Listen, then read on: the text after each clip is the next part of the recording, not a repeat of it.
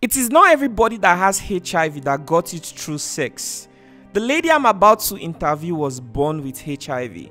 And today she's about to share her story to the world because there have been so many misconceptions about people living with HIV. This is her story. People have this particular view of who somebody living with HIV should look like. The entire crew, they got to know, and everybody wants to, like, you know what, I don't want to have anything to do with this girl. For me, I cannot even infect somebody. I have lost the ability to pass the virus, you know, to a sexual partner. I've been with some guys in the past, and that was the reason why they should I say they ran away. There are times you can even test and then the reagent would not even identify there is a virus in it. Hi, my name is Anita Ikwe and I'm HIV positive. I was born with HIV. A lot of people do not know that a lot of us were born with HIV. I contacted HIV via mother-to-child transmission, and I'm here to talk about some of the myths and misconceptions surrounding HIV and also correct those myths. I was born this way. Oh my goodness, ma, I can't believe you have HIV. I mean, looking at you, you don't look like you even have anything threatening your health. Can you tell us your story? When did you realize you had HIV? Okay, so first, HIV is not something that it's written on the forehead. So a lot of people have this misconception about HIV. You actually look a particular way. People have this particular view of who somebody living with HIV should look like, you know. So for me, I was born with HIV, and I got to know about my HIV status when I was 10 years old. And so I grew up, you know, having my mom take me to the hospital like every month, and I honestly do not know what we were going there for. And so when I was 10 years old, I've come across the word HIV in school. So, and then we got into the hospital, and like my mom take me for general, upkeep and hospital routines. So eventually I saw the doctor putting HIV on one of the pieces of paper, and I saw it. And when we were on our way home, I asked my mom, am I HIV positive? And she said yes. So that was how my mom disclosed my HIV status to me. Oh wow. So yeah. I'm curious, how has the routine been like for you? Especially now that you're an adult? Okay, the routine is something I would say that I'm used to. Sorry. So we go to the hospital, like, you know, get the blood test done, you know, like every month. Yeah, in Nigeria, because right now I'm in Canada. So back home we go for routine then every single month. And I grew up, you know, going for that routine. My mom kept taking me for checkups, and yeah. So what's the checkups for? What's the routine for? The blood routine for? Okay, so the blood routine is basically for to check your CD4 count and viral load results. So what does CD4 count mean? The CD4 count in a layman's language we usually say the CD4 counts are the soldiers that fight the HIV virus in your system. So when the CD4 counts are plenty, like there are many, you're doing well. And when your viral load is low, below 100 copies, you can be undetectable as well. You have a suppressed viral load. So this routine helps you to go for, you know, checkups and making sure that your CD4 count, you're keeping up to date with your soldiers, the soldiers fighting the blood, fighting the HIV cells in your body, and also your viral load is very, very low. So those routine checkups, that's what we do like every single month back then. Yeah. Okay, can you tell us a moment in your life where you've been treated unfairly because of your HIV status? Okay, so I have a bunch of stories to tell, but I will just stick to one or two. So one of those situations where I was treated unfairly, I back home I wanted to go into the movie industry, into the Nollywood industry. So there was this particular time I was like 18, and we went for the auditions back in Abuja because that's where I lived. So I was selected as part of the cast to go for the movie role in the East. So apparently when I told my mom about the movie role, she said the director said he would like to see my mother, before we could, travel to the East. So when he came in, and my mom's, for some reason, I would say she was just probably being careful. She decided to like disclose my HIV status to the movie director. You know what, my daughter is HIV positive. Please let her take her medications. Let her, be given time to, take her medications. I don't know how the situation in locations are, but please, this is the situation. So after that, we traveled to the East, and I think we first traveled to Asaba, and then from Asaba we went to Enugu.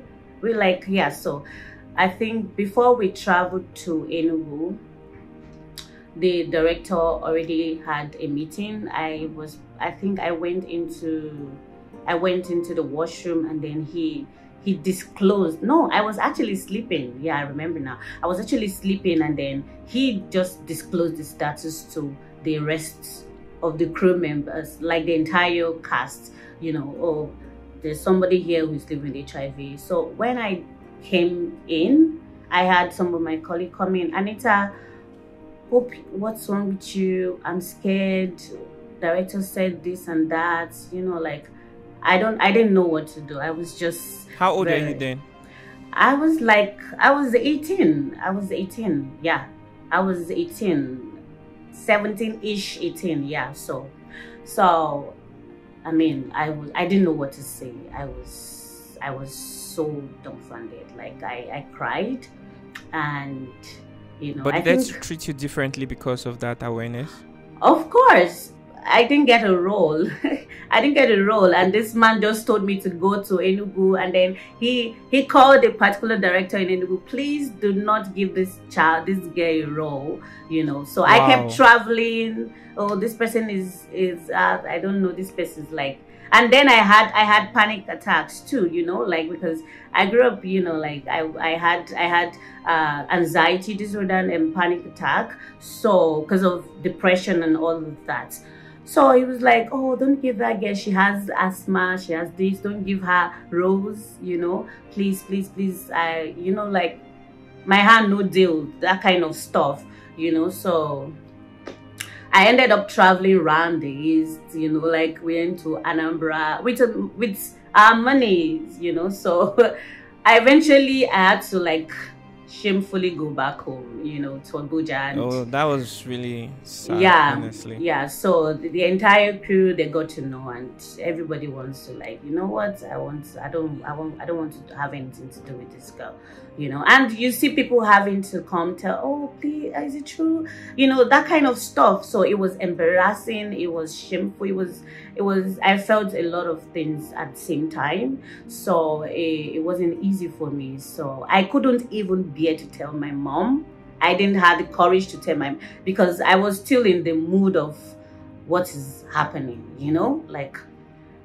so I couldn't tell my mom anything about it. So that's one. And I think the very major one was when I was in high school. That's secondary school, basically. So I schooled in my hometown in Benue State, and so I had this friend of mine. She she was a friend, so I thought, so teenage thing, right? So there was this particular moment where I was sick, and my grandparents, because I stayed with my grandparents, so I was actually sick. I felt sick with fever. I think I had malaria as well. And then my grandparents, they had to rush me to the hospital, the village, hospital then. And then the HIV test was conducted without, prior knowledge, so back home they just do the test without telling you. what they're doing it for, which is actually not right. That's force. Yeah. So actually, so I had that classmate of mine who was my friend. Her elder sister actually, worked in the lab at the hospital as at that time. She was my senior, so she just graduated, and started working in the village hospital then. And then she did the test, and then she found out, and then I think it must have been she and somebody else, but she found out, and then she went back home, tell her sister, this is what this girl is dealing with. And we had teenage issues back in school. Catholic school it's a lot of people, and my school was both boarding and day. So apparently we had issues, and then she sent me a message on my phone and told me, she said, I'm not the one who is going to die of HIV. I'm not the one dying soon.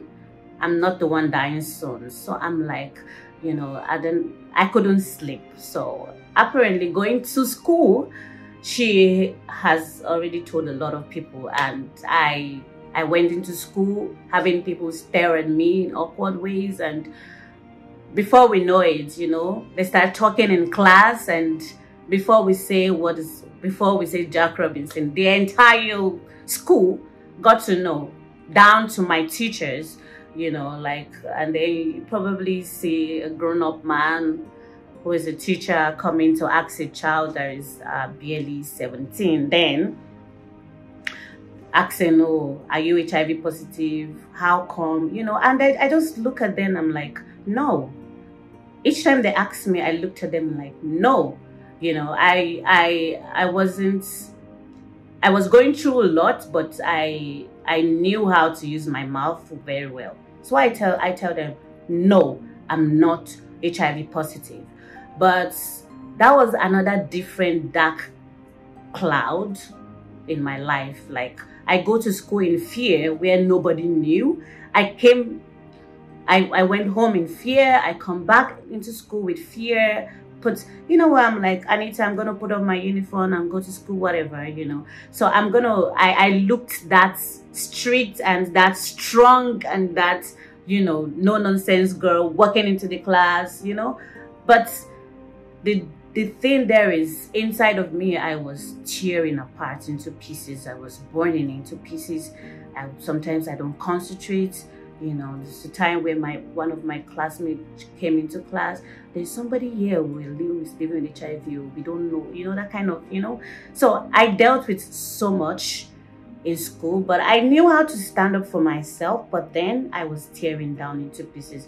Everyone gets to know. They point fingers at me. And then before we know what's going on, it traveled down to the next village. So it was not funny for me. So yeah. So, and that actually contributed into, that's actually contributed to my depression and anxiety. So it was so much. We have, my school was a lot of people, but I had to go through all of that by myself. Not even my grandparents. I'm so sorry about your experience. I'm so sorry about it. Yeah. I can't imagine what it felt like, to be in that situation, honestly. Yeah. And the thing with this is that a lot of people are not well sensitized about HIV status. Can you tell us about some of the common misconceptions people have about people living with HIV? The common misconception is, you were paying for your sins. It's a punishment from God. You deserve what you get.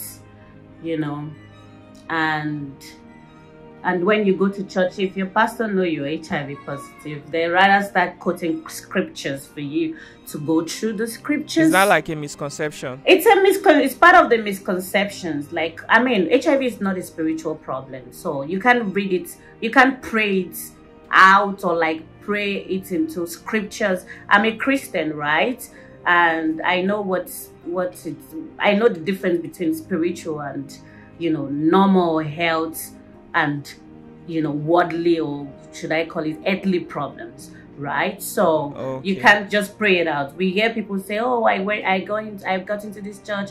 Oh, there are news of people getting healed of HIV." Let me tell you something. I'm HIV positive. I am undetectable with the virus, meaning there are times you can even test, and then the reagent would not even identify there is a virus in it.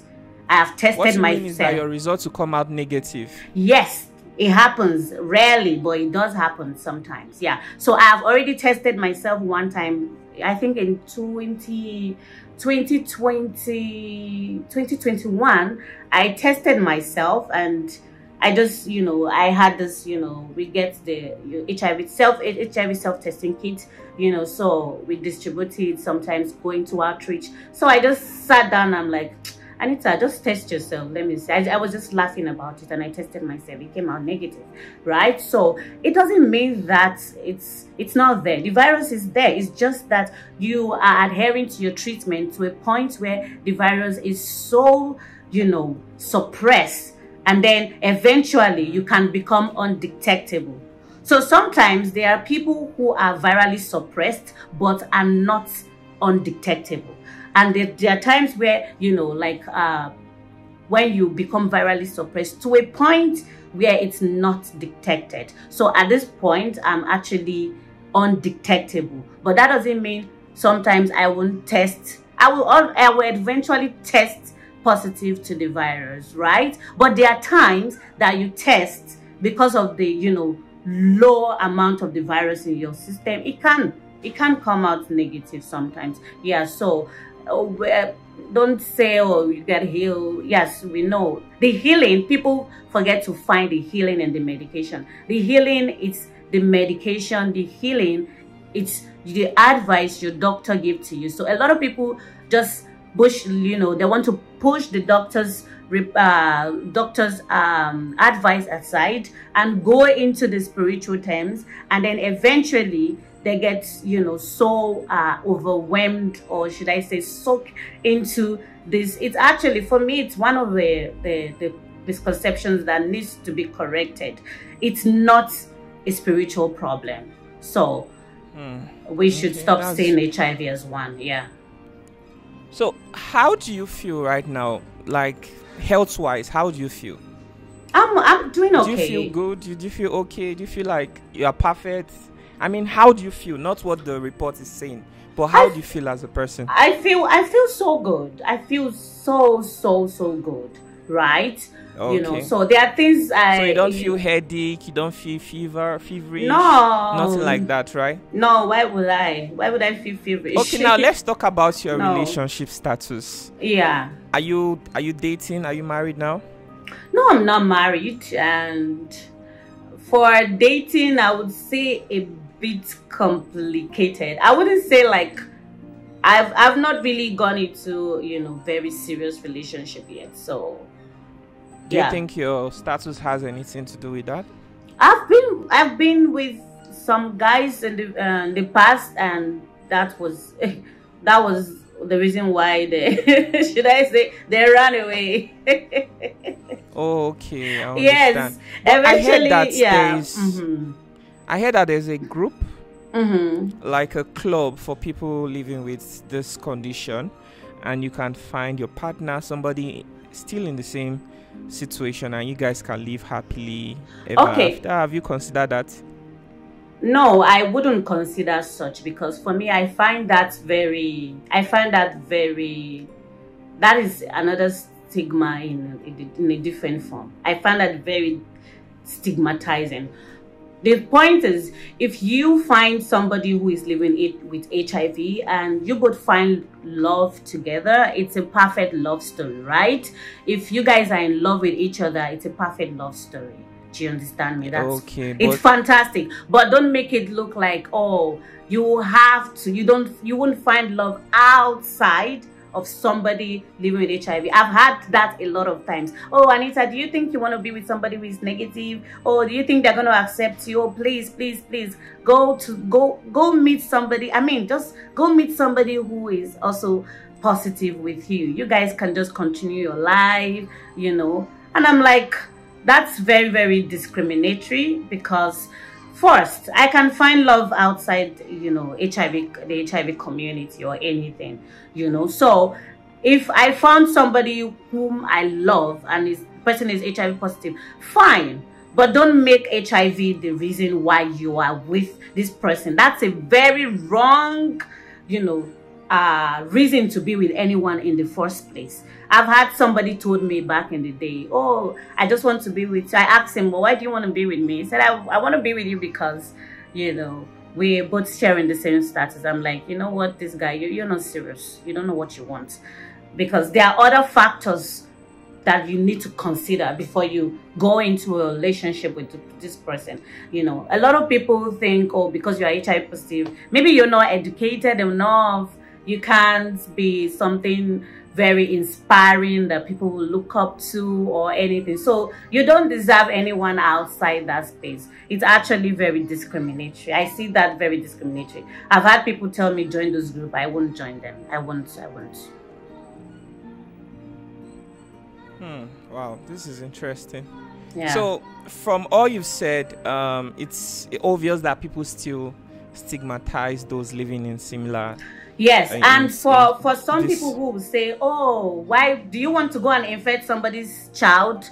So like I said, you need to take your medications, right, properly, adhere to your medications, and make sure you become eventually virally suppressed, and then eventually become undetectable, right? So for me, I cannot even infect somebody. I can't pass the virus. I have lost the ability to pass the virus, to a sexual partner. So why do you think I just want to intentionally go infect somebody? So it's just the way it is. Like I remember when, the medication haven't, enhanced this much, and then I used to have a boyfriend, and I tell him, you know what, I can't do this with you because I feel like I can transmit the virus, right? So there's no point, right? So right now that I'm, undetectable, why should I not be with somebody who is negative simply because I'm HIV positive? If I find love there. But if I find love with somebody who is negative, positive like me, why not? We'll carry on with the relationship, and praise be to Jesus. So wow, interesting. Yeah. I think we've spent over an hour having this conversation. If it was a physical interaction, we probably have a lot to talk. We could even go 2 hours, but fortunately it's online anyways, and we can only just speak for a few minutes.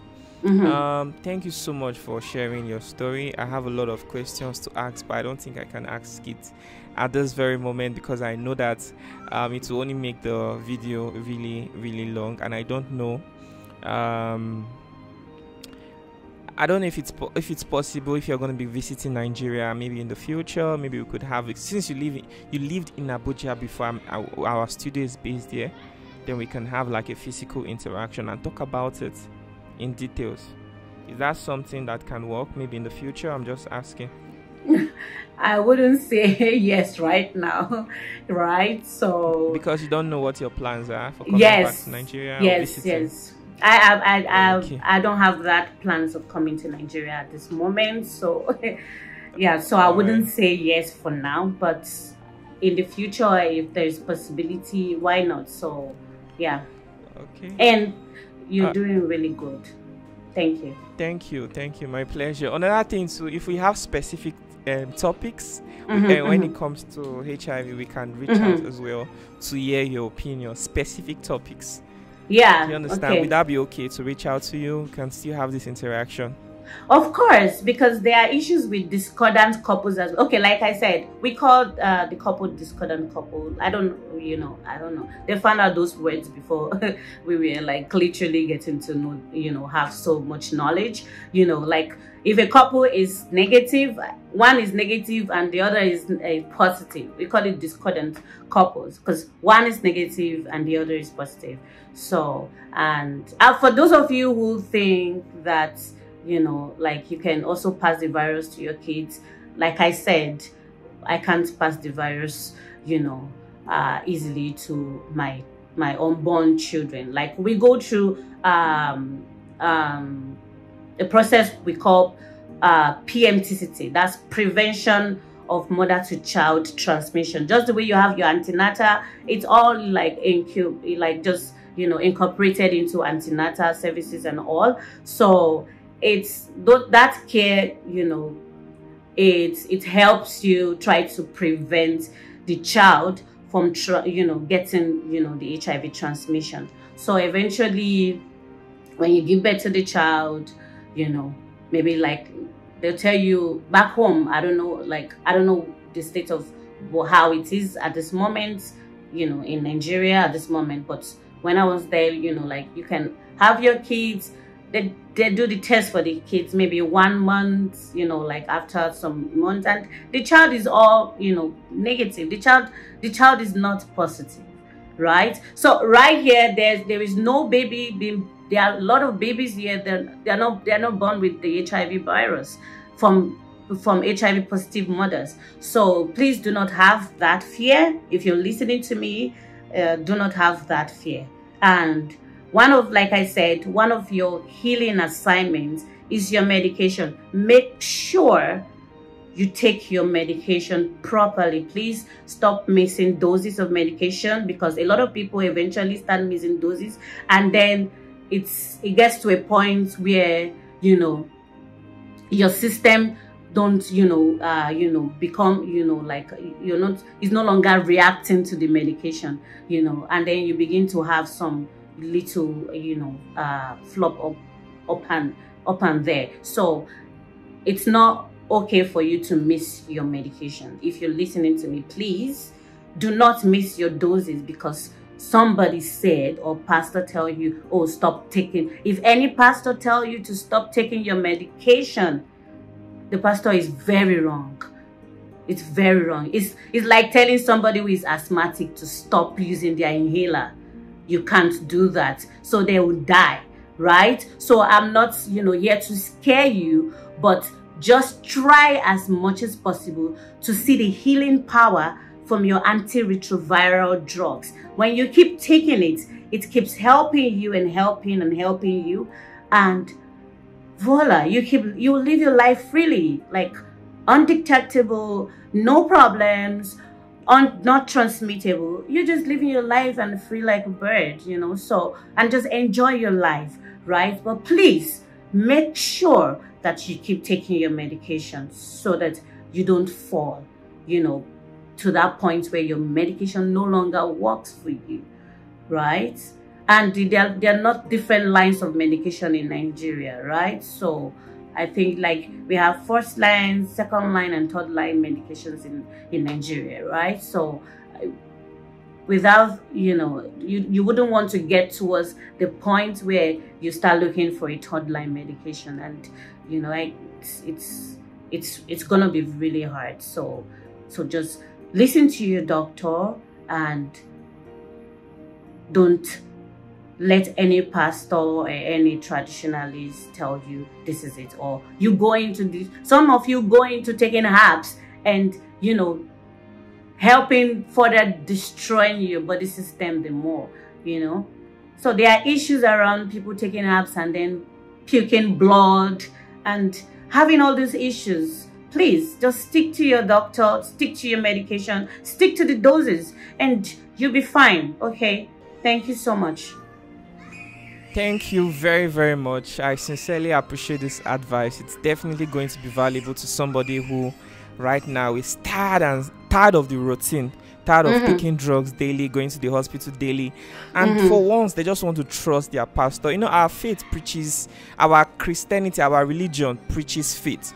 So, you know, in times like, I'm not trying to discourage anybody. What this lady is saying is, do not stop taking the advice of your doctor.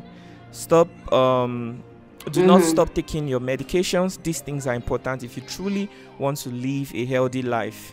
So thank you so much, ma, for your time. I really appreciate it. God, sorry, I'm also a Christian, and God is a God of principle. So there are processes you need to go to attain some things. Just look at it that way, you know. You need to be spiritually inclined more. You need to keep reading your Bible, going to church and be spiritually, focused with God. So for you to be healthy, it's just like you having malaria. You have to take the anti-malaria. You won't pray it out because it won't go away, right? It won't go away. You have to take the anti-malaria before it goes away.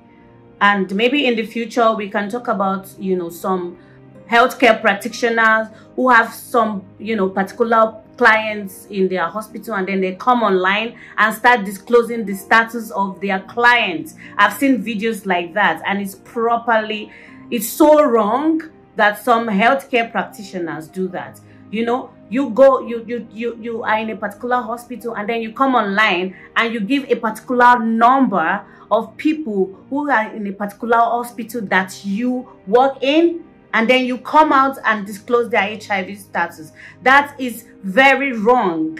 And maybe next time we'll talk more about the anti-HIV, law. It's an act that was, it was signed into law by former president, Dr. Goodluck Ebele Jonathan. It's called the Act 2014. It was signed into law in 2014. So for people, if you find yourself in that position, you can use that law to fight them, because a lot of people are going through this in Nigeria. Okay, that would really be interesting, and I'll be very glad to have another section with you where we can talk about it. I'm going to search through the internet and look for a sample video that we can use as reference to initiate this conversation, so it will make sense to the viewers and understand why the conversation is actually necessary. So thank you so much for this section. I really appreciate. Thank you for joining us all the way from Canada down to Nigeria, Abuja, Luckyudu studio. God bless you. We sincerely appreciate your time. Bless you. Thank you so much. We hope that this video will be valuable to everyone who comes across it. Thank you. Okay, so we are going to look at the camera right now and say bye to our viewers. Are you ready? Yes. 1, 2, go. Bye.